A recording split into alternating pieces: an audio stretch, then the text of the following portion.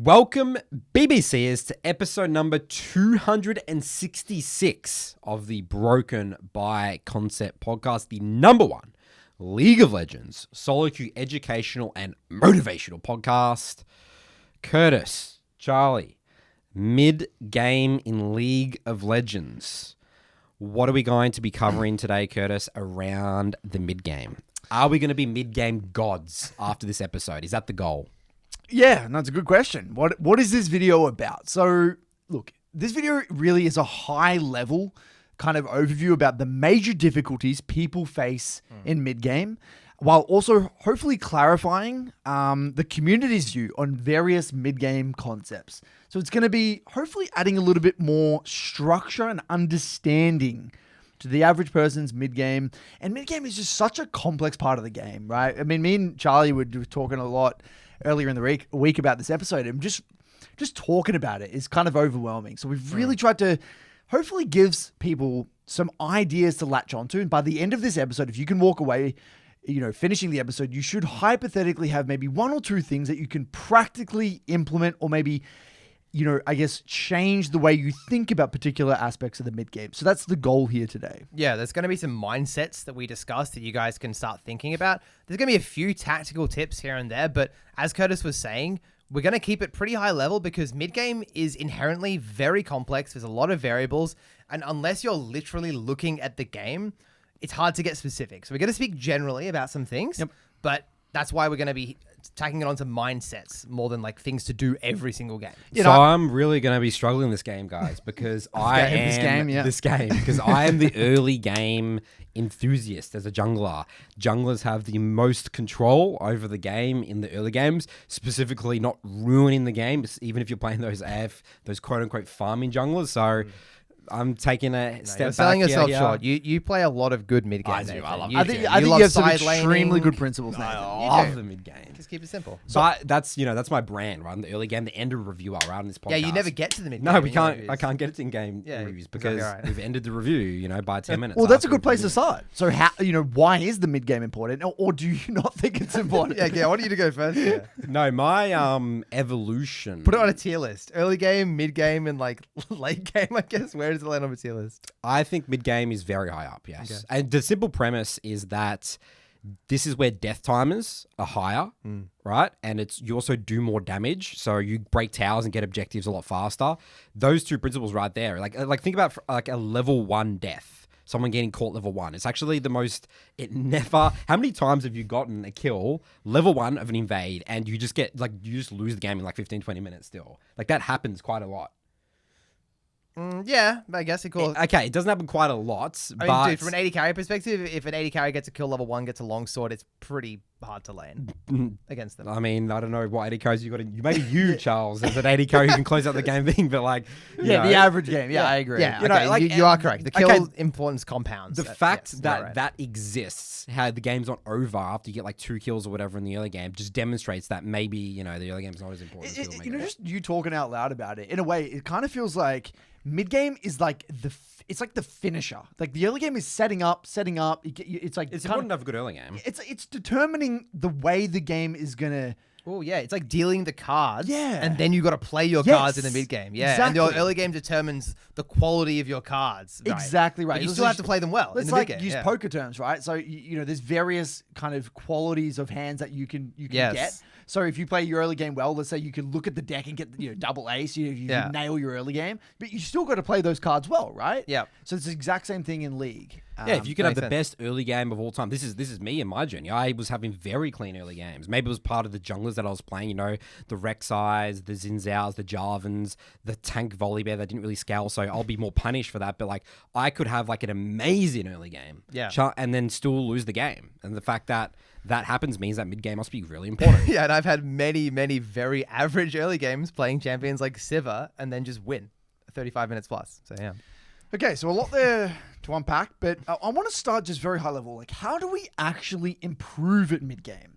Like, what does it mean? What is the process of improving in mid game? Because I think when we think about improving the early game, it's a little bit more replicable, isn't it? Right? Yes. You can replicate maybe elements of your lane. You can replicate your jungle clears. There's things that you can kind of like latch onto, practically implement. But mid game, it's a lot more chaotic, from a feedback cycle perspective. So I want to, I cook a little bit with my metaphors and my analogies here. I'm going to start with a bit of a metaphor. Here we go. This is a Curtis analogy. I said this in the Midnight Academy, and some guy said I was out to lunch, so good to get your take. Yep. So developing your mid-game is the equivalent of building a house. Every component matters equally, but a house, you could have, like, for example, a house without a roof. You could have a roof without a door. Most people get by in their mid-game with an incomplete house, but what your house looks like is going to differ, right? Some people could be missing major components of the mid-game. Like, there's no goddamn roof, there's no door, there's no windows, there's just bare bones structure. Some people are only just missing small things. They're just a window here and there, maybe they're missing a doorknob, just very small little things that need to be refined. But at the end of the day, everyone is just trying to construct this well-built, beautiful home, but how you go about building that home is going to depend on your preferences, maybe the champion you main, the role you main, and that's going to kind of maybe give you an order of operations to how you want to go about building that house. So, and sometimes you also just have to make do with a crappy house. That's just your level of play. You've all in on the early game. You don't have a great mid game, but you can win. It's kind of, you got a bit of shelter there. You can make it work, but it's not going to be overly clean. Do you kind of see where I'm coming from? Or am I completely out to lunch here? There are definitely different aspects to mid-game that you can spec into, and you don't need to have a proper filled house. It's like, I think what you're getting at, Curtis, which I agree with, is that you shouldn't necessarily aim for perfection or even for it to be very clean a lot of the time. Mid-game is a lot about, as we'll get into, adaptability, making do with what construction materials you have, and just kind of just going with it. Maybe today I'm going to build a house. It's going to have a big conservatory with a massive glass pane window at the back. Some days I'm going to have like a clock tower. It's going to get crazy. Like, there are many paths to the nexus. Yes. Right? So But I think with this analogy, though, is it a house if it's missing key house features? Good question. yeah, what are the key house features? What are the Maybe key we'll get things? into that. Again, We'll get the into roof, that. the door, all that. But the No, reason I mean in the context of the game, like metaphorically. we'll get into those key concepts. But the reason I wanted to use this metaphor is because our job when we're developing mid-game, this is just no bullshit for me. I view about developing mid-game. It's about developing your mid-game piece by piece, right? You don't just randomly come in and solve mid-games. You're just developing particular skills and then you're just picking one skill at a time. For example, right, you might work on your awareness and neutral objectives, and then you're going to work on your win condition assessment, and then you're going to work on your side lane deployments, and then you're going to work on syncing up with your team. These are all just components. They're all elements that make up a beautiful mid-game. You're just slowly refining and learning new things. And so I guess in the process of doing so, every mid-game is an opportunity to solve puzzles, right, to develop particular skills. So that's like the first kind of major thing. And I guess the major thing here, I guess another second thing is why mid-game is so hard to learn is because of that fundamentally poor feedback cycle. It's hard to review. I know, Charles, you were mentioning earlier this whole idea that mid-game is just incredibly difficult to review because there are so many variables at play. Yeah, I mean, it's kind of like you were saying with the puzzles. Like, every single game, you're going to get met with a unique puzzle. And as you were saying, Nathan, like, by the time you get to that point in the game, there've been so many past occurrences that kind of change how things happen. Certain characters are fed.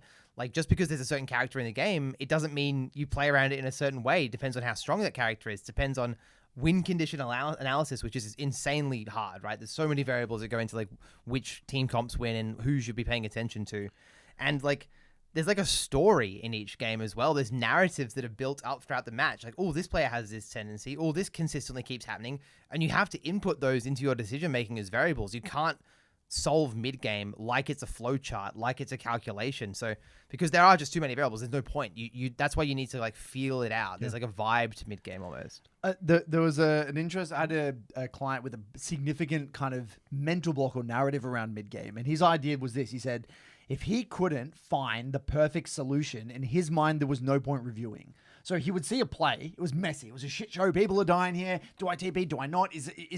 Was I behind in tempo? Was that the problem? Like, there's obviously these very chaotic scenarios. And in his mind, if there wasn't some, clean cut, black and white, answer. This is how you win the game. Yeah, this is how you win the game. Well, this is exactly what you should do and why. Like Genji macro level of mid-game. As long as, if that didn't exist, in his mind, it was futile. There's no point. But what I had to explain. So when no point, you mean it's out of his control, so far out of his control? Yeah, there's no learning. See, in his mind, there's no value. Okay. Like even if he tries to break it down and get into. What is it if you have general principles? Because when I think about mid-game and when I teach mid-game, it's like these are the general principles, and you could apply them to any review of a mid-game, and you will get learnings. Exactly. That's kind of what I was going to get at. What I said is that the reason that's a narrative and that's not true is that even if you're not perfectly solving this scenario and even if you don't come up with the perfect solution, the act of trying to problem solve and employ those fundamentals principles. Am I shoving out silence? Am I keeping myself farmed? In the jungle's perspective, is this aligned with the win condition? Like if you can bring it back to those principles, there's always some key takeaway, and it doesn't need to be perfect. It can just be a weird little messy thing.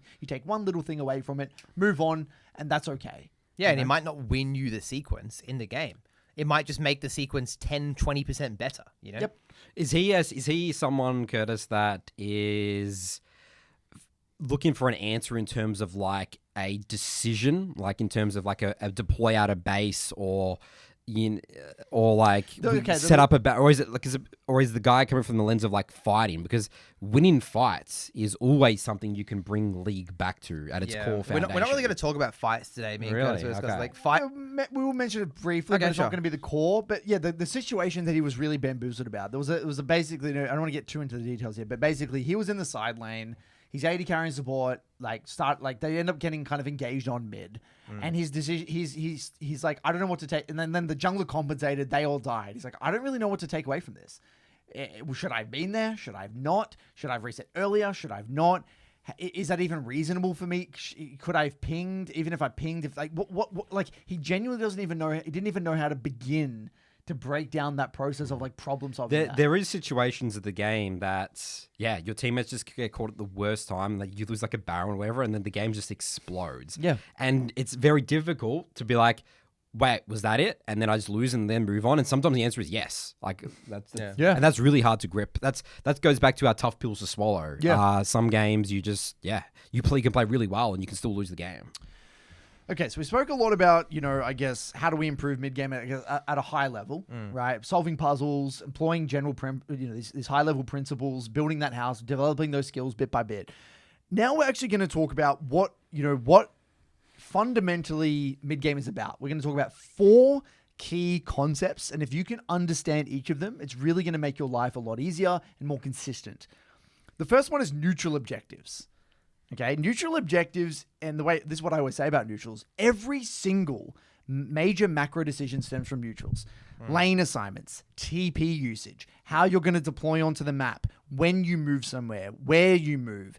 Basically, largely revolves around the next major neutral objective. Specifically, and I'm going to speak from a solo laner perspective, when I'm literally pressing tab in the mid game, one of the biggest key factors, and it's not the only one, but one of the biggest is, what is the next major neutral objective? How long till it spawns? What am I going to do about it? If I see dragons spawning on bot side, what am I going to do about it? That's going to dictate, do I go top? Do I go bot? Do I go mid? Are we going to fight it? Are we not? So everything really starts there.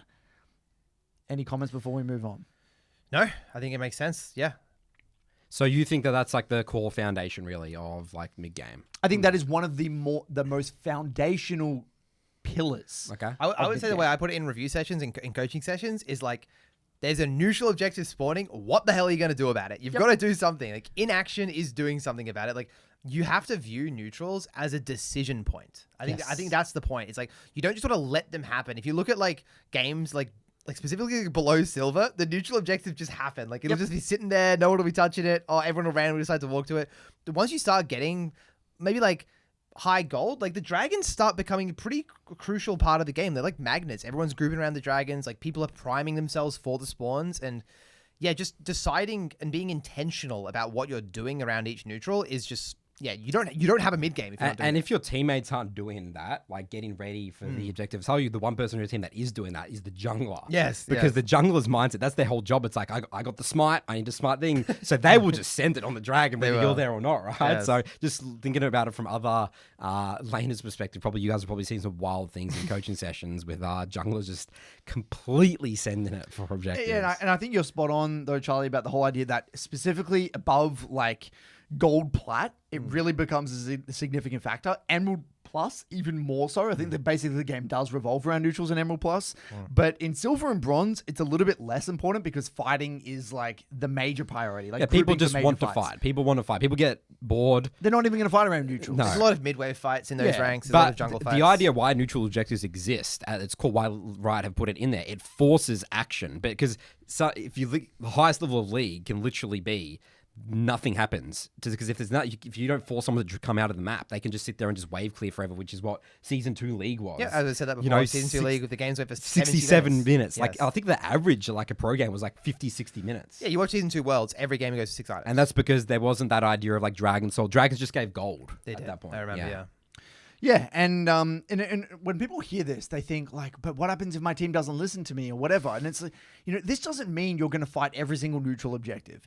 It doesn't even mean that you're gonna. It doesn't mean that you're gonna fight over every single neutral. But at a bare minimum, everyone should be aware of what the next major neutral objective is. So just at a bare minimum, that's where it really begins. So if you're listening to this and you're in gold, for example, and you're aware of the dragon, and let's say you want it and you ping it, but then your jungler goes top. That's okay. You've actually done your job of being aware of the next major neutral objective. That's okay. That's step number 1. And that's a habit that will carry on with you for future ranks, and it will actually kind of pay dividends later on. Yeah, like you said before, neutrals are magnets for fights. That's the way you need to view them.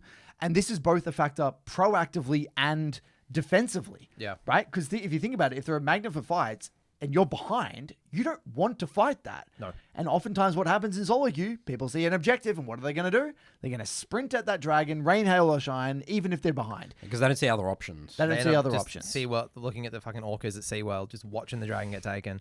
What I like to say is you actually want to strip it down to very binary decision making. It's like you contest the objective or you concede the objective. It has to be one of the two. And if you're going to contest it, we're fighting, we're ready to go, we're putting all of our heart into that fight and we're just sending it. And if we're conceding it, then we're thinking in advance, are we cross-mapping that objective? What are we getting in return for that objective? Yeah, and I think a lot of people struggle with the idea of giving and trading, which we'll come to in a second. There's a reason for that. Yep.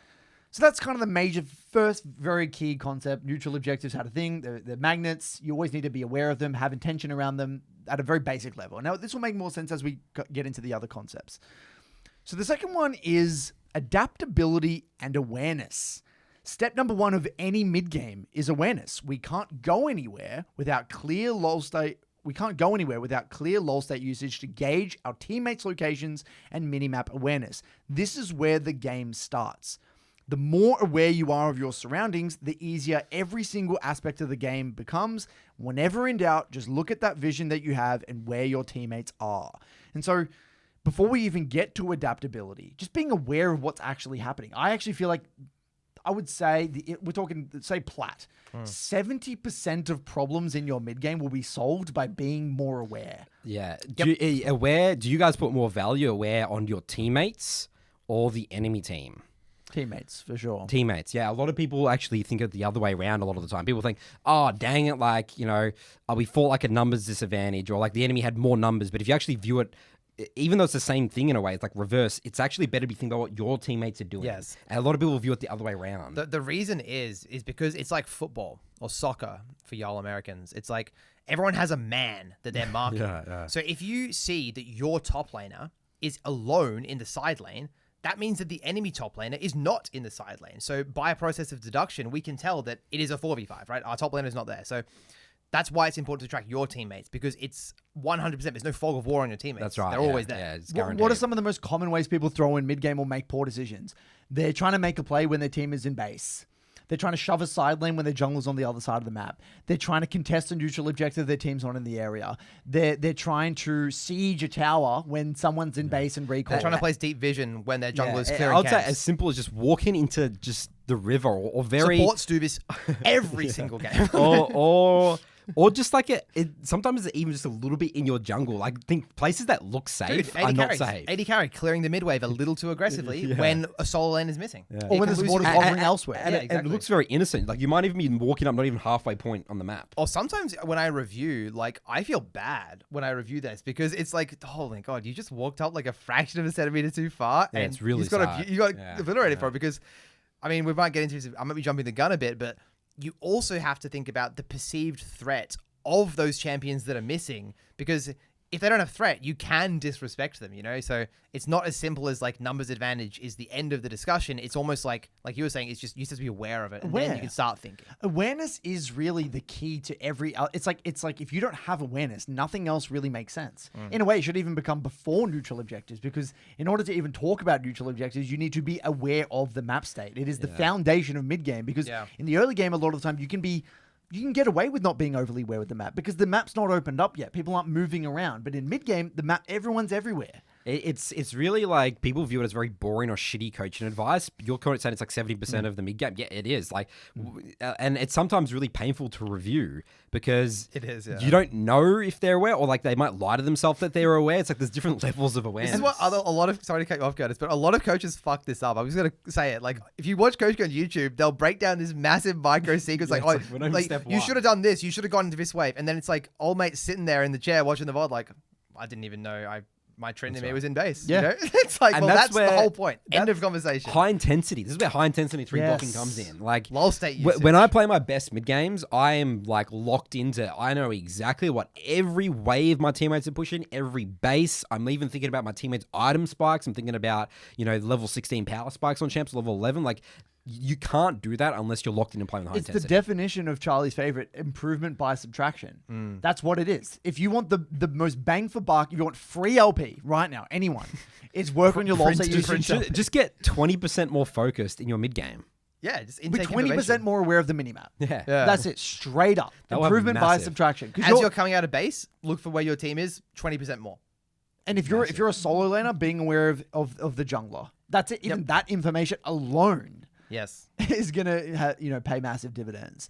And this is you were talking about before about the whole idea about why there is so much bad coaching out there. What they forget is that remember there's that beautiful flow chart. Every problem is either gathering information, then processing information, then execution. But what a lot of amateur coaches do, they go straight to processing or straight to execution. When in reality, we can't even begin to have a discussion about the macro game if you're not gathering information. If you don't know Dragon is coming up, then how the hell are we going to have a conversation about what to do? Because you don't even know Dragon's coming up. That's step number 1. Gathering information is always step number 1. That's why a lot of our first coaching sessions and learning objectives typically revolve around helping people gather more information, and then we can build on those habits and use that information. Yeah, and we can speak from experience that.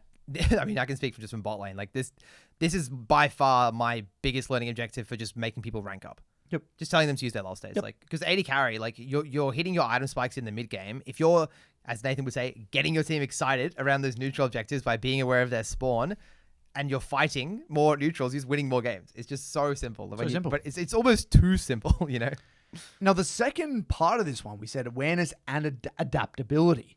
Now, adaptability to chaos is the single hardest, but borderline the single most important aspect of mid-game. Nothing will go to plan. Everything will be chaotic in mid-game.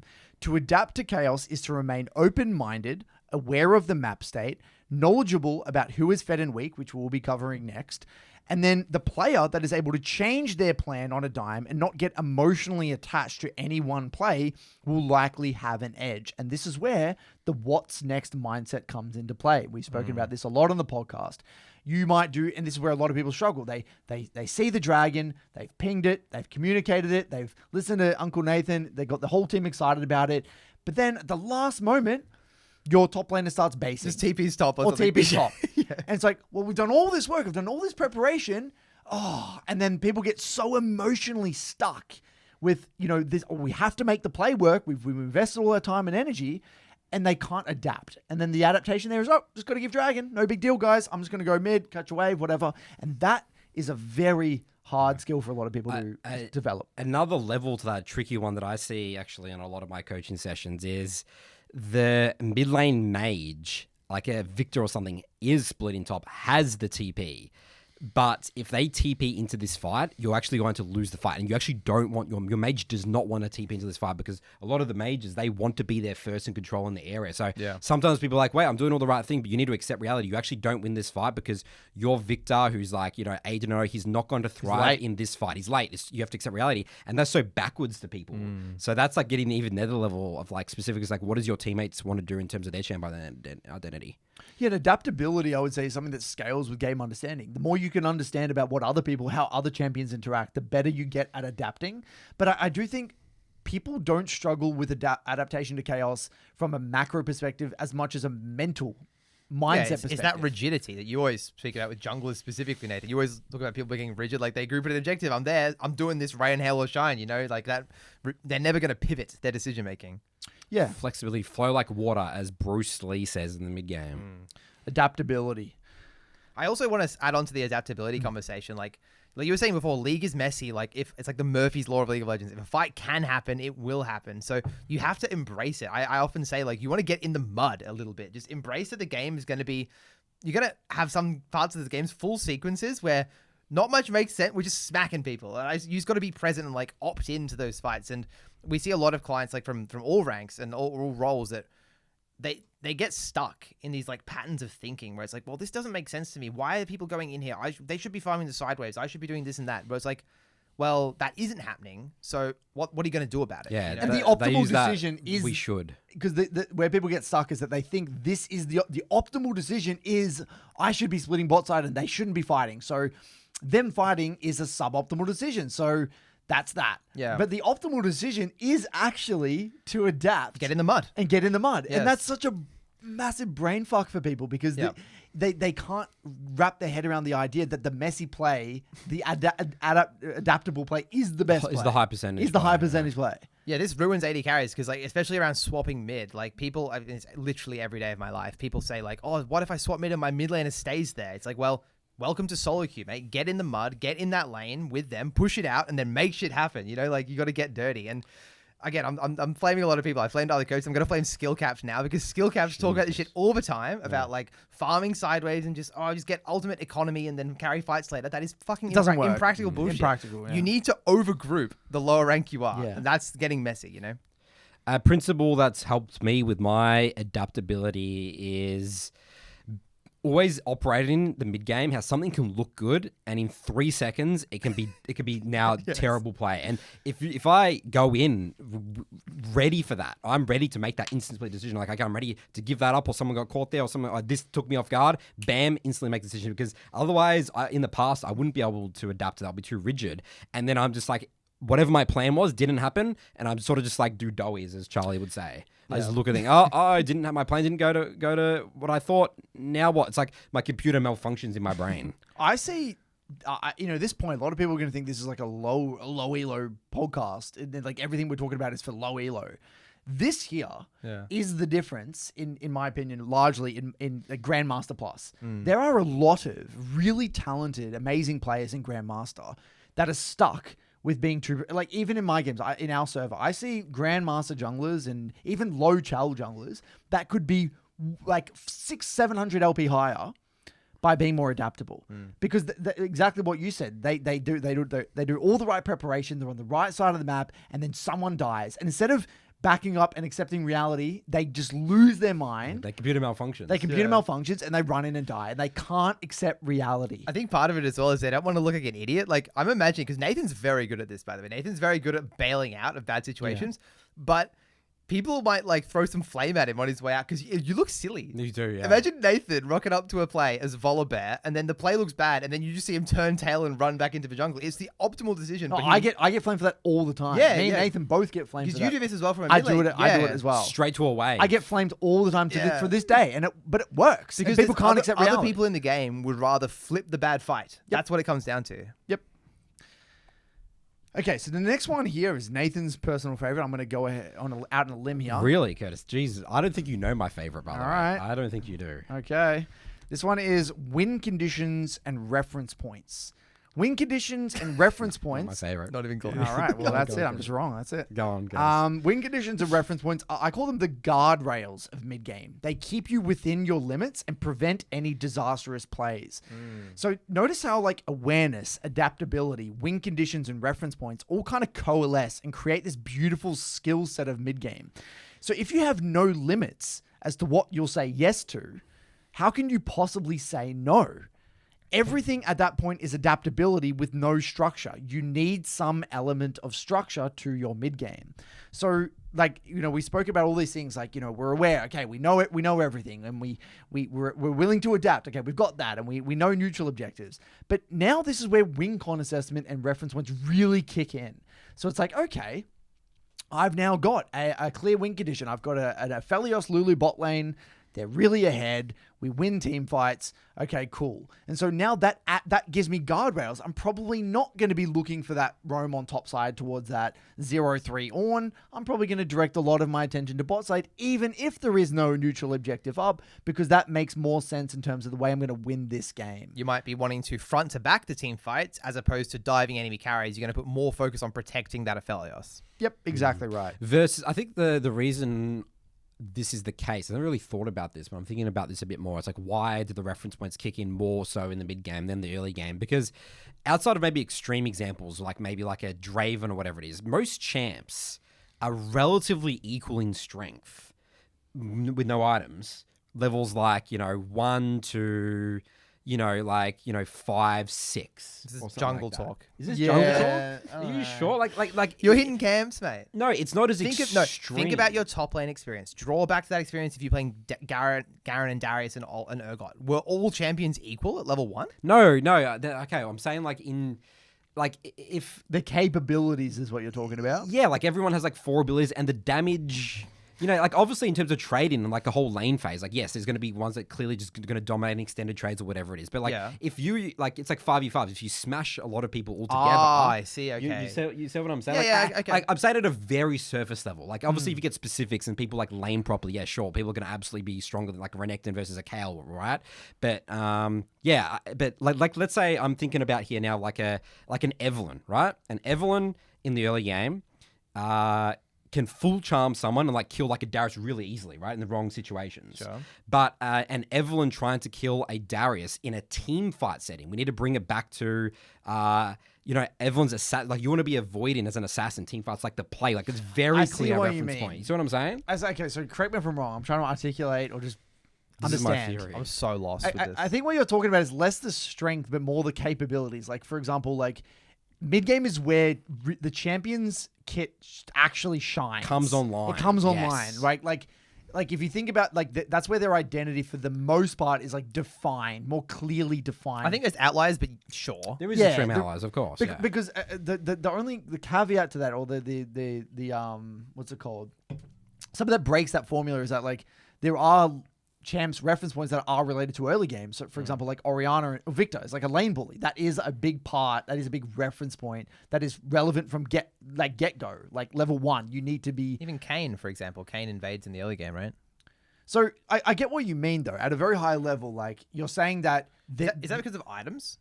Because the items enhance what each champion does? Like, Yeah, it's the items, reason is yeah. because Evelynn can't team fight because she's squishy throughout the whole game. She never builds health. So she can basically never team fight, right? She wants to basically make picks and stuff because she's better at making picks and worse at team fighting as the game goes on. Yeah, maybe it's more so just for assassins. I'm just thinking about assassins. It just changes wildly in terms of. Because correct me if I'm wrong, you're thinking about like in mid game, there are now very obvious things that certain champions will want to do. Like an Evelynn will want to do this one, like make picks, or a Zac will want to do this, or a Sejuani will want to do this, or like even with a mid lane context, an Aurelia is going to want to do that, an Orianna is going to want to do that. You're saying that, or even split pushes, like a Fiora is going to want to do, or Tryndamere is going to want to do Or that. Yorick or something like that. Yeah. Like think about. I see what you mean. A Singed Kind of. is like equally as easy to kill, and Singed doesn't become like that don't chase champion until he starts getting items. Okay. But a Singed is like probably as equally as easy to kill in the lane as a gank as like a Darius or a Renekton. If I'm like, maybe it's just too much of the jungle perspective, but like Singed becomes that don't chase monster. Yeah. So people's like, I guess kicks in. champions' identities in a way become more exacerbated and more like clearer in the mid game. I can agree with that. But especially if they're champion identities that are based on how you fight in a group setting and how you close a game out. Like, correct me if I'm wrong, Curtis, but you're never really going to want to close a game out by side laning as Maldahar, right? No. So I guess, yeah, once you get to the mid game, you do have to make more complex decisions like that, right? Like, how do you play fights and where do I go on the map? And In it's the early basically game, you don't have to think about that. No. You don't have to think about how do I play fights and where do I go on the map. That's just kind of played by default, right? Exactly right. So yeah, like I think for a lot of people, they get confused because you're saying, okay, well, you've got neutral objectives, you've got adaptability, you've got awareness. Like, how does win conditions and reference points really fit in? Why are they a part of mid game? And again, they are really that guardrail. It's something that's preventing you from doing something. It's again, I think a lot of the time it's kind of the improvement by subtraction. It's like if I'm Malzahar and I just simply don't split push, and I kind of just group for the most part. Yep. Then The classic no R, no fight, Nathan. Yes. no R, no fight. That's Again, it's subtraction. another kind of improvement. Yeah, by it makes the subtraction. decision making much simpler. Much simpler. Rather than just being overwhelmed with like, oh, there's so many things. That's just a good baseline to start with. How many games do you guys review where it's like, well, you just fought in the mid game and you were sitting on 2,000 gold, or you fought in the mid game and you have no ult, or you fought in the mid game and your Hecarim jungle has no ult? It's like you're drastically reducing your chances of winning yourself the game for just basically reference. That's Yes. a big one. The whole like your other people don't have ultimate. Yeah, that's, that that's is a good another. one. People miss that. People a miss lot, that because they think about their own kit, their own reference points, and that is, I guess, on a little bit of a tangent here, like the way you want to view climbing in mid game throughout the ranks. In silver and gold, it's a lot about like you. What do I want to do in mid game? But the higher you get, it's more about, okay, well, what does my jungler want to do? My top laner want to do in mid game? How does my bot lane interact in mid game? It's like understanding how every other champ kind of functions in the mid game and understanding their champ's identity, understanding what their reference points are. If I got a Malfight in mid game that has no R, I probably don't want to take this team fight right now because I just need to wait until that R comes back up and then we can do something. Some champions are just useless without R. Like literally the Cannon worst champ in the game. Yeah. Yeah. So the next one here is decisiveness and efficiency. The way you execute a play often trumps the quality of the play. This is a tough pill to swallow since we all intuitively believe that mid-game is all about strategy. Yes, and strategy is a big component, but up until Diamond, the quality of your decisiveness will make a significant difference. Decisiveness before we get into efficiency. Speed, Nathan. Yep. You love speed. I love the speed speed. of decision making. Yeah. Sometimes people conflate that with like, let's just force stuff, and just run around the map without your team just because you just need to be physically faster on the map. But it's more speed of, the decision making the speed might be to not go to that play. The quicker you make that decision, the better. You can, if you're 3-4 seconds late as a jungler to decide whether to give that dragon or not, that could literally be the difference between diving someone on the other side of the map and getting like a tower or whatever it is and denying in 2 waves. So it's really important. It's also important just from a learning perspective. If you're indecisive, that's where people plateau and get stuck in the mid game. If you're, I think I've said it so many times actually in the review sessions this week. You're going with the waves. You're letting the waves just sort of take you around, in the mid game. There's no pings. There's no decisiveness. It's just like, I'm just going to waddle around and just like be around my team and just hope that good things happen. The moment you're in that, you're just not making decisions yourself. You're following your teammates' you're just going to be completely 50-50 in every mid game. But also you don't learn. Yeah, you don't learn. Sorry, Charles. There you go. You don't learn. You plateau. Like the way you learn in mid-game is by acting boldly, communicating your intention, going out there on a limb and looking like an idiot. That is how you learn. Lose the game for your team. I want you to lose more. You have permission from this podcast to go out and lose mid games from some calls. You know what I think of when you say that? Like just you on Jarvan, just max range EQ ult on Yep. mid-wave. Someone you think is caught and then Yep. just instantly lose the Beautiful. Love and then Clean lose the learnings. game. Good Clean learnings. Yep. What I was going to say, Curtis, is Yeah. like people will come to in reviews, and you would have heard this as well, and they're like, Coach, I had 2 options. I could have done X or Y. Which one's better? And I will say more often than not, you could have done both. You just need to do it with gusto. Yep. Like just put your like chips on the table and just commit to the play. And that's what you're saying with decisiveness, right? You'd rather like do the wrong thing almost, but do it boldly, and it will have better results. That was my like learning over the past like year of coaching is realizing, because I think at the start of my coaching journey, I was so obsessed about helping people identify the best play. Because that's what they want. That's what they want, yeah. People struggle with the idea What's that there the can be multiple ultimate play solutions. here? And that's what a lot of challenger coaches do, right? They're a challenger player. They will see. That is the skill of a challenger player, by the way. A challenger player, they can pull up a screen. It has the tab screen and the map state, and they can tell you perfectly What the next thing to what do. the What best, that would do. Yeah. the best decision is, the highest percentage way of winning this game. A coach basically says, okay, well, this is your current skill set. This is your rank. They understand kind of what your level is. And it's like, okay, well, and they also know what works and what doesn't work in this elo bracket. In that elo. In that elo bracket. And they're going to say, okay, well, that option, that's fine. That's also fine too. That's fine. They're all going to work. They're all going to get you LP.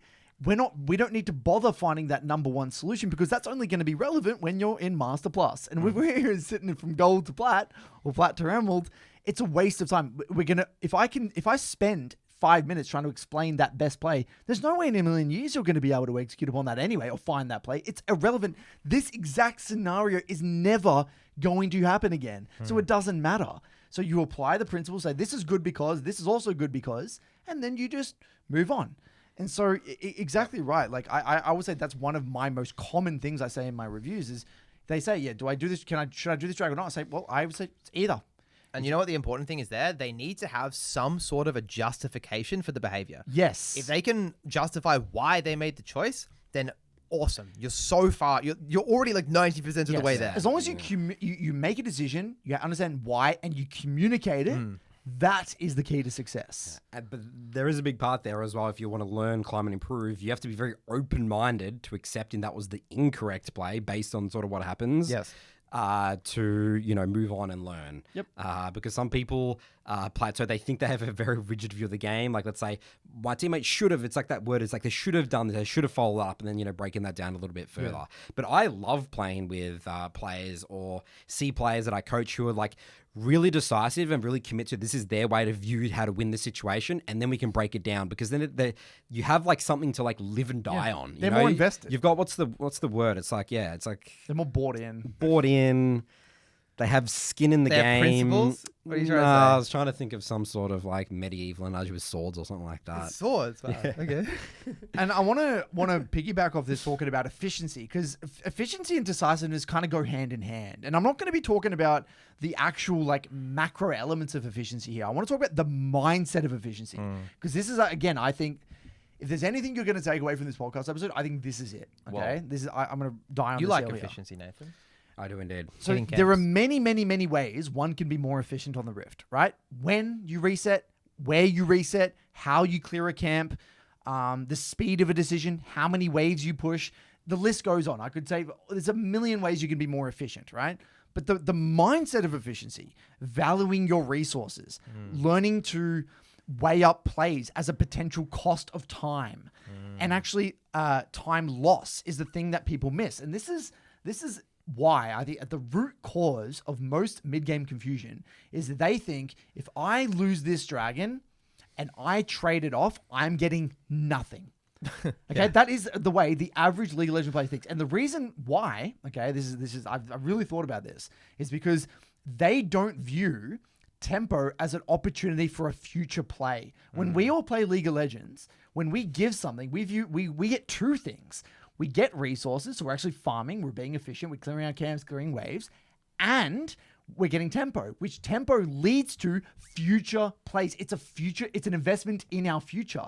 And so there was a Talia player in my academy, and I would say, if I'm being perfectly honest, I was actually kind of salty that he said this. He said, after all this time, I just watched this one Odysseus game, and it just clicked to me now that tempo really is important because you can make a future play. And I was so... Because you've been saying that for years. I've been saying this for so long. Yeah. And it just so happens that like sometimes you hear it or see it in a particular way and it clicks, and it just clicked for him.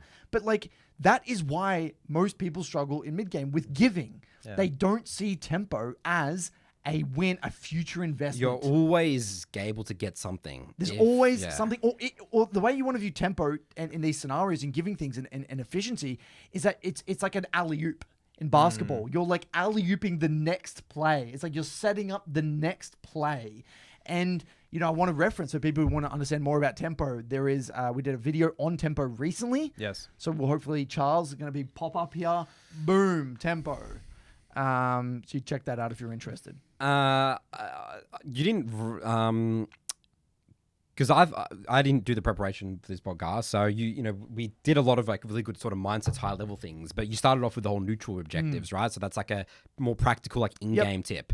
And talking about the whole tempo thing, like the way that I view it is when I look at the minimap, what I'm trying to achieve in my reviews and in the game, I want all 3 lanes shoved, like going towards that direction. At the high level, that's what I want happening. Now, that's not possible, right? At max, you can only have like maybe, a lot of the time, maybe like 1.5 waves. Like, you're not going to have all 3 lanes shoved, but that's going to help you understand what to do maybe next or to give an objective. Just go efficiency, speed of go shove a wave. I want, mid priority is obviously really important. We talk a lot about the importance of mid priority. Obviously, you talk about mid priority is like the entire thing of 80 carries role in the mid game, but a jungler also needs to understand that and respect that, because if your teammates die, they get caught or whatever, if you go shove a wave, then the enemy has to respond to that wave after the objective, and then again, that's where you have the opportunity of the whole tempo. So I think that's a very good mental model, and that's what I use in my games. I think, those are weather forecasts, so they show the direction of the wind with like the arrows. Yeah. I'm like seeing like those arrows on my mini map. I want waves as far into their base as possible, and either I shove that or my teammates shove that. But that's what I'm trying to do at a high level. And the reason for that is because when you shove the wave, someone is reacting. So you're either the one reacting or they're reacting. And that time where they're reacting, that is the moment that you can be proactive and make a proactive play. I always say, like, think about those games where people say like, oh, this Sion's just so annoying.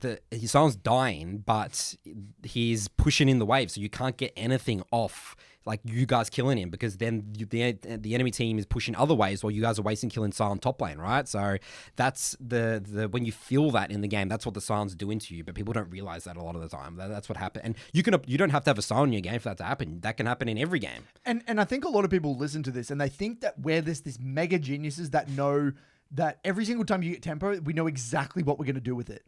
A lot of the time, I don't know.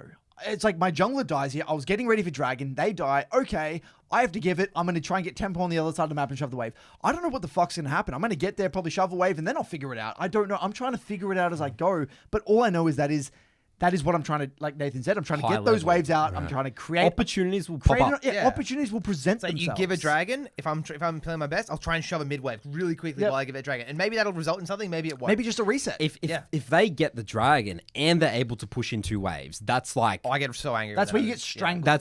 Strangled. That's like you have no options. Yes, exactly. Right. And like that one moment is like end of review level stuff. And that's why when you verse Smurfs, when people verse Smurfs, they don't realize that these are the small things that Smurfs understand that you will never get when you get beaten by a Smurf, because you'll realize why they always have first mover. They're always impacting the map, and they're keeping up their farm, and they're always so strong, and they're always killing me, and I can't. You feel constricted and strangled because they're resetting. They're getting more tempo. They know where to be, why to be. They're getting back quicker, to waves faster, in neutral. It's all those little transition periods. Yeah, we go a bunch of literal in-game examples in that tempo video. So we won't get into more here. So they're the four major concepts for people to like mull over. And I want to get into the 4 reasons players struggle with mid-game. Okay? First one being they set up a play perfectly, and at the last moment, like we've been mentioning before, it doesn't go to plan, and they're left confused, angry, upset. I would say this is probably something I see in 75% of my below gold games. I would say this is the big one. Things don't go their way. They have a hissy fit and they can't adapt. It's that lack of adaptability. The moment you're thinking about who to blame for that situation instead of what's next, that's when we're in a hole. To be empathetic towards people that struggle with this as well, your solution can go in both directions. Like, I'm thinking very clearly, there'll be some dragon setups, right? Where let's say you're setting up an objective and then someone gets caught. Like I'm going to blame supports again. Like let's say the Sona face checks a bush and just dies. And then you're left 4v5 at the objective. And it's like, well, sometimes the best play is to abandon ship and go push Veneris wave and get out of there. And sometimes the best play is actually just to send the 4v5 and just go for it. So like, you have to be open-minded enough to come to each of those conclusions. It's like we were saying before, just justify your position and just go wholeheartedly into that play. But you need to be as robotic as possible in that decision. But you are going to be a little bit frustrated. I don't want people to think that like you're not going to ever be emotional. Yeah, you're going to have to like be met with that tough thing that happens in the game and then quickly react and get back into like your poise, right? But you are going to have that initial feeling of frustration or just like anger or nervousness. There's going to be some negative emotion associated with it because we're humans. It's just about how quick you get back to baseline after that. The next one here, not being able to let people die. Say no to a play both psychologically and the sheer macro game understanding wise, stemming from not viewing farm, resetting, and setting up future plays as valuable. Nathan, let them rot, Mott. I love letting people rot. It gets me so excited in my games. How many times do you guys see in reviews where someone compensates for a play or they can't let someone die, and you're visualizing, oh, if only they didn't go to this fight, it would change this whole sequence. Yeah, I think I had it in my review literally today. Yeah, the word helping. I'm helping the player. The helping mindset's like, Like, just by being on their screen, you're helping. It's like, Yeah. what does that mean? Well, it's like they die next to you, whatever. It's like, I tried to save you, you know, like at least I was there. You know, it's like, as you said, as we get flamed for instantly leaving the play once we know it's doomed. In a way, you actually don't get flamed if you just, and it's even worse for them. They don't realize that they're going to lose the game even harder if I'm just sitting there, just standing by watching them. You know, You die. can blend into the crowd. you blend into the crowd, background, yes, just like Homer in the hedge. You know, I think like, that's actually true, isn't it? People blend in their games. because They someone's blend going to in. look around like who's because if you Who's think to about it, blame? when people lose fights, Yeah, people look who's still got their ulti up, who isn't here. You stop picking it. You. Who's furthest away from where I died? That's actually so And they see true. little Jimmy like Nathan running off to the sideway, like fuck that guy. He should have died with me. Like Yeah, it's a really good and he point. wouldn't say anything if you just blended. It's like, yeah. they're just there. Yeah, you want to become part of the scenery. Just Maybe to the extreme, people just like, I'll just burn their ult. It's like, Yeah. they do actually. No, they just piff out their ult. No, yeah. one thing I see is Lucian players. They'll see a fight which they can't contribute to. They'll just piss out an ult on the back end of the fight. I can see like a Victor player doing that as well. Just like, see you later, ult, whatever, because that looks like they contributed. Oh man. No one wants to have that little, after a team fight, that little green thing. That's, Yeah. it means you. For some reason, what came to my mind is like in Rick and Morty with Yeah. what's his name, Rick.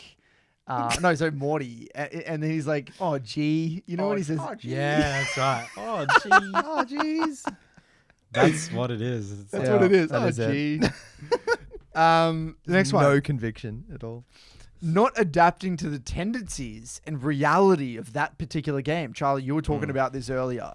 You know that you're in every game's like a story.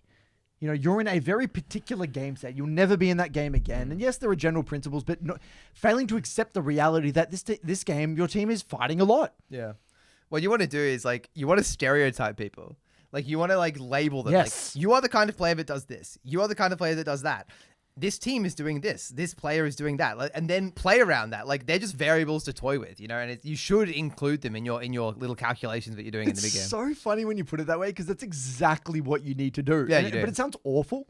It sounds awful. I'm just going around That's the judging definition of accepting reality, though, isn't it? Yeah, it is. You're seeing it for what it is. My jungler, he's going to run in 24/7 and fight. Okay, that's valuable data I can use to make a more informed decision in the future. I played a That's game it. with you. Remember we played the game with that Alistar support on our team who would just send it every 3 seconds. And I was like, okay, that's our tool. That's my card. I've got this pocket ace and it's really good at doing this one thing. It's my job to like manipulate the game around the strengths of this person. Like you don't want to label them in a negative way and view it as a weakness that you have to like deal with. You want to turn it into a strength because everything someone's doing is useful. People are doing stuff somewhere. They're either It's a good mindset. drawing It is resources towards them or they're like manipulating the game in a very specific way. It's a tool. You think that's like a And we're going to see this, by the way, in a moment in the Skool post of the week. It's a really funny graphic, actually, that describes this. But when things don't comport with the way we want to play the game, people get defensive. If only they would play like this. Yeah. If only my support would do this or my jungler would do this, then the game would be so easy, right? Rather than just, again, accepting that's what you're working with. Yeah. You're stuck in the car with this person. You got to make it work. We got to get, it's like you're doing a ride share with someone. We're doing an Uber. We got to get to the location, right? You got to suck it up and That's make do. such a good analogy because like when you're in these games, there's freaks, dude. There's weirdos on the Rift that play the game in very unique ways. And like, if you want to win and climb, it's up to you to like band together with them and come to a compromise. Yep. But people sit there and they're like, why aren't you playing like the most standard player in the world? Why aren't you just clearing your camps in this order? But And you know what the egotistical response is? That's where the 1v9 mindset comes into play. yeah, why aren't you playing around me? Yeah, it's always about me. They're all apes. I'm the real skilled one. And if I have all the resources, I can carry all you noobs. Yeah. And it's like the antithesis of like what you actually need to do. You know, it's like the opposite of the mindset that you need to have. Exactly. movie quote of the week. Here we go. Moneyball, adapt or die. Adapt or die. Love it. The last one here, transition periods. This is where brains shut off. There is a lack of setup and a lack Did you of... say computer malfunction? So you said earlier. I said computer malfunction. Yeah, that's what I see. Like in a review of my thing is like You can see it in real time. Let's do a little bit of a dolly.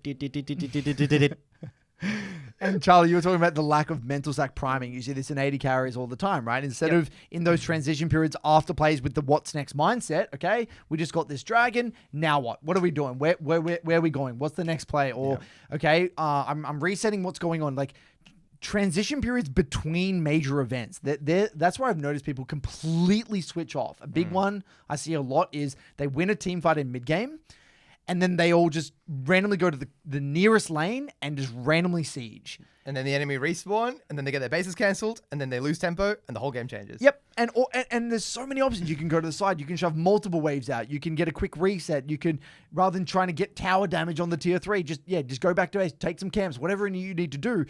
But the brain shuts off in these transition periods, and this is where people single-handedly lose games.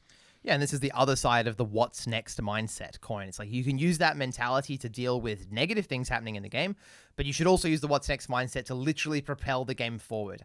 I view it like a storyboard for a movie, right? It's like there's this one event, and then there's a little break in the panels before the next event comes. Like, what are you going to do in that break? Like, that's your time to make your call before you make the next decision, right? Nathan, anything to offer here? Nothing more to add.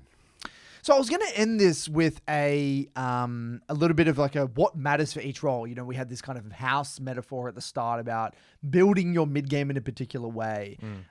This one may be a bit tricky, or maybe even champion specifics. I'm going to keep it very role specific though. So let's start with jungle, Nathan. I'm going to put you on the spot here. What are like elements of mid game that you really think are the big fish to fry, the big 20%? And I know this could core be tenets. Yeah.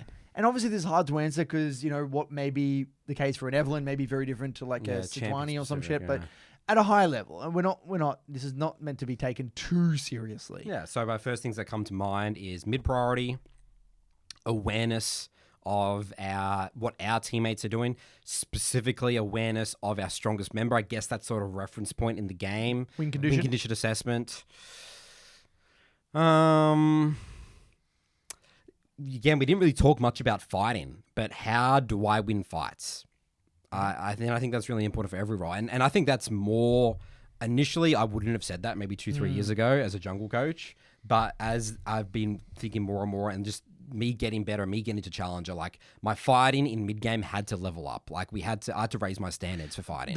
Just for context on that, why we didn't really talk a lot about fighting is because people feel as though, and I'm not saying this is correct, people feel as though they understand that they could be fighting better, and that the high level of mid game they struggle, like the macro, the movement. Where do I be? How do I get to those fights? That's what I think a lot of people think they struggle, and obviously they do struggle with that, but they also struggle with their fighting. Yeah, I mean you got to raise your standards. Yeah, and you got people you do have to raise their really standards. got to raise your standards with fighting. In Bot Lane Academy, I ganked my members. I have a course called Team Fighting and Skirmishing, and at least half of it is how to get involved in more fights. I completely ganked everyone, and then there's one section full of like 40 minutes of like fight execution, but the bulk of it is how do I actually get to fights, you know? Charles, that's good. What about bot lane? 80 carry. Yeah, there's a lot. First things that comes to mind. Think about you. Mid game. What I'm am going I to say, doing? I'm going to say you have to keep it to 3. Okay. Three things. What do you do to win games in the mid game, Charles, and ADC? I mean, this is going to be pretty role specific. If I had to lose it, playing around your item spikes has to be one. Like literally being aware of your goal values, making sure you're fighting on your spikes and saying no to fights when you're not strong. Items super important AD carry because that's your damage, right? You're meant to be outputting damage. You got to be a bit selfish. We got to play when we're strong and avoid playing when we're weak. Love it. That's number 1. Number 2 is you want to be getting back to waves when they meet so you can keep your farm high, because you're not going to be an AD carry in the mid game if you're not getting to fights. You're just going to be an AD. You're going to be doing AD carrying. So we can get to waves in neutral. We can make sure that when we make rotations to side lanes, we're either staying there to farm or making it back to mid. We're recalling quickly, all the tempo stuff, right? To keep your farm high. And then I would say the third one that I do very practically is you want to try and get to areas of pressure before your opponent does. Because I think most AD carries love playing front to back. So very simply, if a lot of mid-game macro results in this, like in terms of neutral objective awareness, lane assignments, win con assessment, it usually results in you getting to an area before the enemy does, and then they have to face check you. That's like end game, mid game stuff. And if you can consistently do that, you will just naturally kind of win more fights. Yeah, so for mid lane, I would say number one is adaptability. You're in the middle of the map. There's a lot of chaos as a mid laner. And even in the side lane, there's so many things you can do. So I would say number one is just adaptability. Number two, awareness. The more aware you can be of your teammates' locations, the easier your life is going to be. I say aware of everything. Aware of your teammates' locations, aware of neutral objectives, and three, efficiency. It's actually very simple for mid lane. Yeah.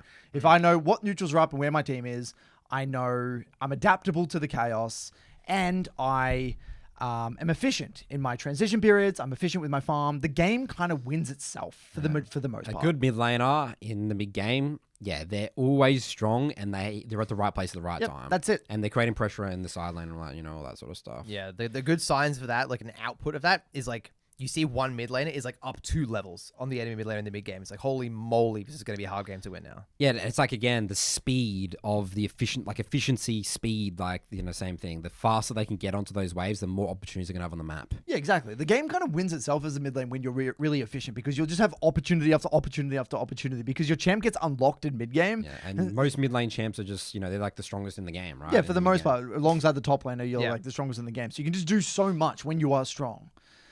So let's talk about top lane. I think top lane, definitely efficiency. I think you need to be constantly thinking about keeping up your farm and being relevant. I'd say lane assignments, just from my experience playing top lane last year a lot, lane assignments is very important. You can cook a game really easily by just going to the wrong lane. I think mid laners and top laners kind of have to do this together, but the top laners kind of have to be the ones to initiate it because they're the ones who can afford to TP in late a lot of the time. Yeah, they can. So I think that top laner lane assignment is important. I think you need to really understand neutrals well as a top laner. I mean, that goes hand in hand, part and parcel with lane assignments, right?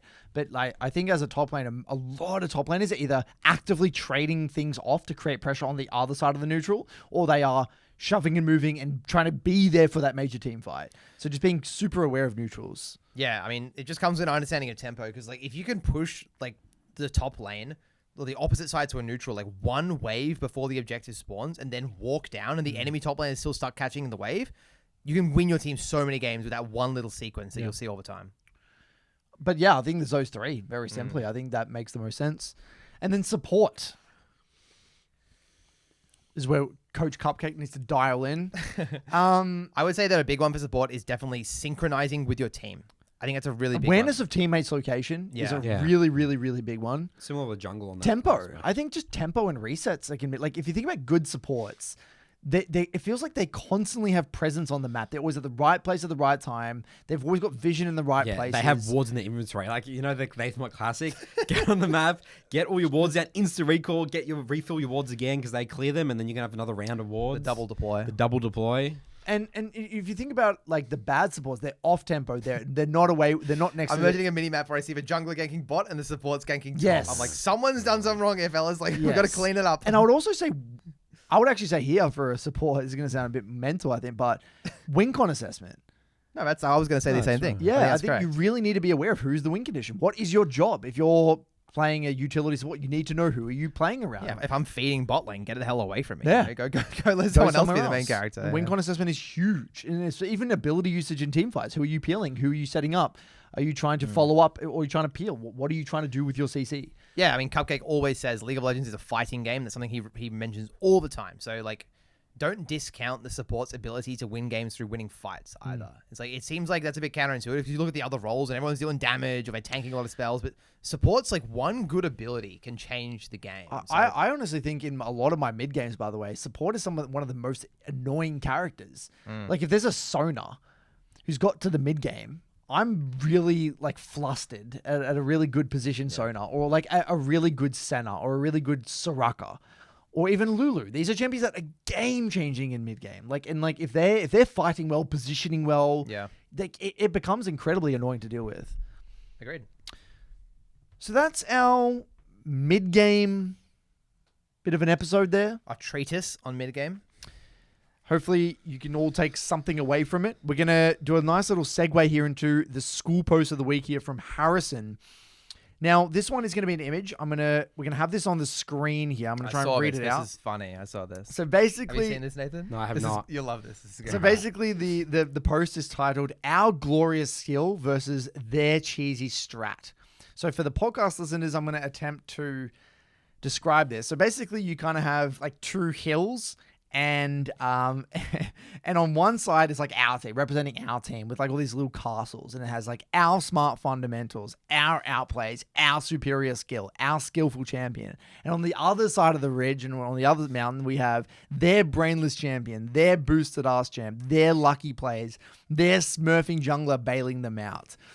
And it's a really, really funny post. And I love this post because it's so true. And like, the point of the image, sorry, if you're just listening by audio, is that they're identical. The two cliff faces, all the structures are the same structures. That's the joke. It's like it's a meme template. They're the same thing. and this really points at a deep truth in the League community where everyone is so biased. Everyone is looking at the League experience through their little it's bias all about perspectives. So it's all about perspective. Yeah. It's me. I'm the one getting trolled. I'm the one getting the bad teammates.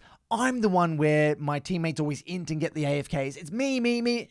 But if you extend that logic out just one iota, then it just breaks down. It falls off the face of the earth. You are the sole differentiating factor. And this is what you see all the time in reviews. Like we see it in the gameplay. They make plays, they get lucky, and they give themselves a pat on the back. Oh, that was great. I got this kill. And then another game, it doesn't go well, and they're either blaming teammates or think the enemy's a smurf or whatever. They'll justify why that didn't go the way they thought it would. And it's all about, again, it's all the lack of perspective. It's all that relativity. And I think this is a really great way of articulating it because humor really, pushes to the truth. Yeah, I think everyone is just acknowledging that the other players you're playing with can do good things is crazy to some people. Like getting outplayed and acknowledging, wow, that guy played that really well, on the enemy team. Or, wow, my support's playing so well this game. They're making my life so easy. Just acknowledging things like that helps ground you. And because if you ground yourself like that, it also means that you can be more objective about your own play because it makes the game just more objective in general. And the reality, what actually usually happens, that we only point out things that go poorly. Yeah. Right? My teammates are only playing poorly, or the enemy is really good, rather than or they're maybe not playing that well. Whatever, you know what I mean? Yeah. Like it's so backwards. There's another movie quote, Nathan. I got to slide it in here. I am in a league of morons. Is what I think about when people are playing League. Burn after eating. Yep. Yeah, it's humans gravitate towards the negative. Painful experiences register more in our brains than positive emotions. Yeah, I just love the idea of being able to see the game for what it is, and we've got all these narratives that slide in, and it's like layers of abstraction that stop you seeing the game for the actual game. It's like they're putting pieces of silicon paper in front of your eyes that you barely see through. It's like you put enough of them in front of your eyes and you can't see shit anymore. And most people are playing the game partially blind, legally blind. They're playing the game. Well, yeah, their post game, it's just blurred. It's blurred out. They can't see the clarity. There's no clarity there because it's just dumped. It's like, I guess it's sort of like a messy room, right? It's just there's just stuff everywhere. You don't actually know the size of the room or how good it can look because there's just clothes everywhere, trash is everywhere, got rotten apples, got glasses everywhere.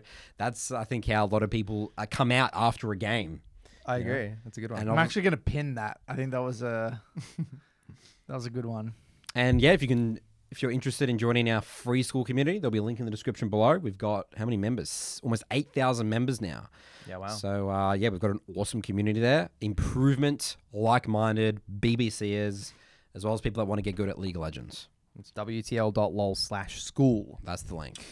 Mailbag time. Away we go. Welcome back for Nathan's Mailbag.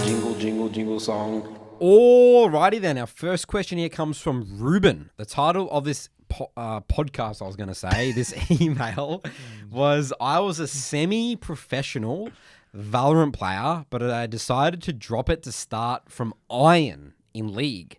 How different is the improvement process? Hey BBC Podcast, I'm relatively new to League of Legends, starting casually around a year ago after recently dropping my main game Valorant. He's gone. See you later, Valorant. No more clicking heads. Where I hit the Immortal rank and was making some tournament win-ins, though due to burnout, I had to quit. League, on the other hand, feels like a breath of fresh air. And I've really been wanting to improve after recently hitting silver with a 57% win rate with Hawaii mid. So I decided to take the initiative and treat it like I did with Valorant. Korea. I've been playing games in blocks and reviewing a game, just one game after every block. My problem is that I'm finding so many problems with my game since I'm so new to the game that I don't know what to focus on. Do I need to treat this process similarly to Valorant, where I would do one review a week, then make a few improvement goals? Or should I be reviewing after every block due to being such a low rank and lacking a lot of basic knowledge and skills? Any input would help a lot. Thanks. It'd be helpful if we had someone on the podcast who was a mid lane specialist. You know what I'm going to say here? Head over to our Skool community. We have a really awesome course about how to just get into the basics of reviewing. If you've never reviewed before, how to review deaths, and it will help you set up with a really good process. That's honestly what I would say. Start there, and that will help you to get into the basics, get you kind of sorted on that journey, and then see where that gets you. Honestly, I don't even really want to say much else. I think that everything that you need to know is in that Skool course, in the climbing masterclass. And then when you're ready, if you feel like you're plateaued or you want to speed up your journey, head over to the Midland Academy. We can, work together. But I think that would make the most sense, honestly. 100%. There's a full video in there. It's like 27 minutes long or something, literally called How to Develop Your Own Process. That's got the answers. Yep. Yeah.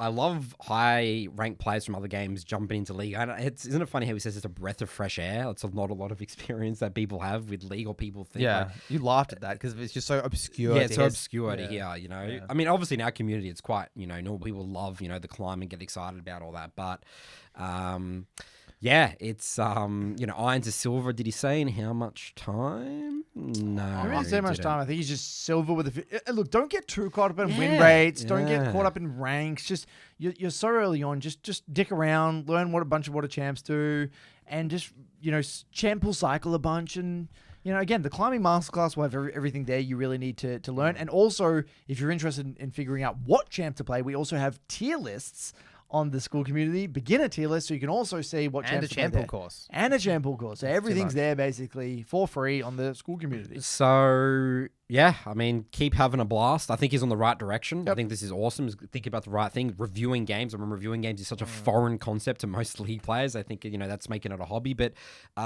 big one there, and you probably talk about it as well on the Skool course, is that, make sure the reviews aren't like thesis long, quick, clean, move on, and just amount of games, right? We just want to get the sample size in. So, yeah, this is the most fun. Like, I'd love to go back and start learning League again from scratch, by the way. It would be I had so much fun. My first climb, I remember that climb. I mean, obviously, it was a little bit fun because I was, like, literally A child. no, I was going to say, I was just, winning a lot. I went from gold. You're just winning. I was winning a lot, right? Udia clicked for me, really, again, I was, going from, gold to, there was no master or grandmaster challenger very quickly there, but, it was very fun. Back to his climb, not nostalging on Nathan's climb.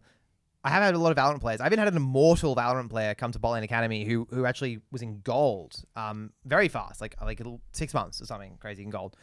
Very, very good mechanically at the game. He actually played Ezreal, which was crazy to me, but his game was so good. It was some of the weirdest experience I've seen. Literally no MOBA background, but his Valorant experience tied perfectly over to League. I don't know if it's specific heroes or what do they call them in Valorant? Agents. Specific agents they played that kind of translated, but they basically skipped a lot of the fundamentals, and we had to kind of go back to square one. And you want to really come at League of Legends, it is going to be a whole new thing. Like Curtis was saying, simply just knowing what all the champions do is super important. So humble yourself. Try not come at this with the mentality of, I'm a fucking elite gamer and I'm going to just come over here and I'm going to learn it as fast as possible. It's slow it down. Just relax. The game's the game. The game is for what it is, and you need to learn these skills to get good at the game. And just like anything, you need to get lost in it, get very deep in the League of Legends universe, and that's part of the process. And in terms of, I think he's humble. The fact that he's writing the email saying, I was a semi-pro, I was in iron, and now I'm in silver. That says a lot. I think just writing that email, right? Yep. I mean, if I was Think about me back in my 17-year-old massive ego days or whatever. It's thinking on the greatest God's gift. Stomping on it. Get into rank through challenge. I get talking about reminiscing to my old days. I would never write in. Like, I was like, this in World of Warcraft, and this is what I'm in now. And I'm like, I don't see myself writing that. So props to him. Also, just give us an update. Let us know how you do. If Yeah. you join Skool, I'd love to see a post from you in a few months. Yeah. Okay, next question here comes from Kopy. The title of this email is How to Guide/Teach a New Player Without Rubbing Off Your Own Bad Habits and Even Potentially Wrong Opinions. Hey, what's up, fellas? So about 2 years ago, I introduced League to my good friend, and obviously he became addicted to the game. As he became exposed to LoL culture, terminology, etc. That's what I was trying to say before, the LoL universe, Charles. It's like we're getting into the LoL, the culture, the Becoming a terminology. summoner. Yes, become a summoner of the Rift. He eventually became hyper-fixated on the concept of loser's queue and began blaming it for his struggle to climb out of iron. Bloody hell. I essentially told him that all of iron and bronze is loser's queue because I thought that it'd be easier for him to climb out of low elo if he adopted the mindset of simply assuming that your teammates are always going to be dog shit and having to hard carry yourself out of this hell hole through brute force. In hindsight, this was horrible advice to give a new player. And I also gave him this advice because I probably imagined what I would be thinking / saying to myself if I had to start over and grind my way up from the depths of iron back to emerald. I must admit as well, during that time, I was an overly arrogant subpar emerald Fiora OTP. And as a result, a lot of my hubris rubbed off in our conversations about the game and ultimately led to us having a falling out and not talking at all for over a year. I'd like to believe that since those times, I'm somewhat reformed and have considerably improved my knowledge and approach to the game, mostly thanks to you guys helping me break down my own ego. Fast forward to now, me and my friend have picked up right back where we left off, and now I've been live coaching some of his games and also just giving him straight up lectures on random basics / fundamentals for about 2 weeks, and he's actually been able to climb from Iron 3 to Bronze 1 during that span. So what I noticed is that certain things that I've taught him have been extremely effective, specifically itemization, for example, that you need anti-heal against certain champs / builds. Serpent's Fang when there's champs like Yuumi or Karma, tenacity against high CC comps, the difference between flat and percent penetration, and how he's generally correct when knowing when to build those items or even instructing his teammates to build them. Okay. That is what he wrote, yes. I'm starting to realize that coaching someone in League is much harder than I expected it to be, and especially because my friend is a jungler, while I myself have absolutely zero experience in that role. I've come to the decision that I'm just going to stick to the absolute fundamentals that pretty much everyone agrees on, like F-Keen / panning camera to lanes while farming camps to gather information, improving CS, and optimizing clear times, and simply learning champions' abilities / goals / passives. My question for you guys is, how do I avoid teaching him my bad habits and maybe even wrong views of the game? Because there have definitely been times where I told him things to go gank that lane, take that objective, or go to a certain build path, and it was probably not the best decision.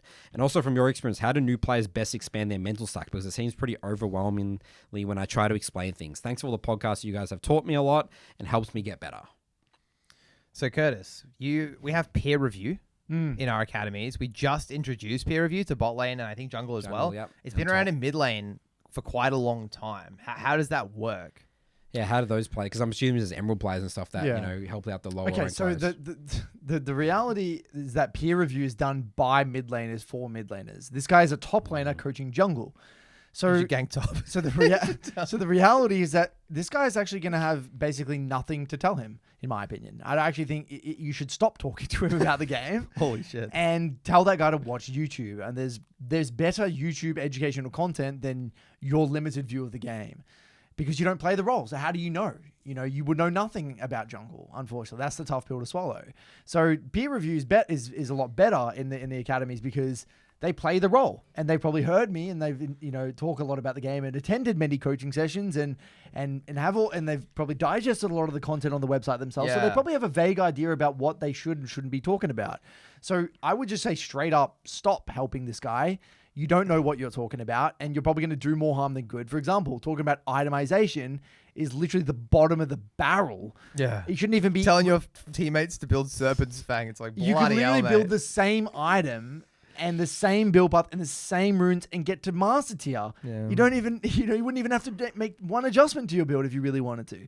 What do you think about the best way that he could help him? Obviously, it's very like selfless for him to do this, but go and play on a separate account, jungle and the champion that guy's playing, and try and learn yourself, figure it out, and then like come out like talk to him about it. If he wanted to go out of his way to do that, sure. But I think the best way for him to use his time is help him find good quality resources on YouTube.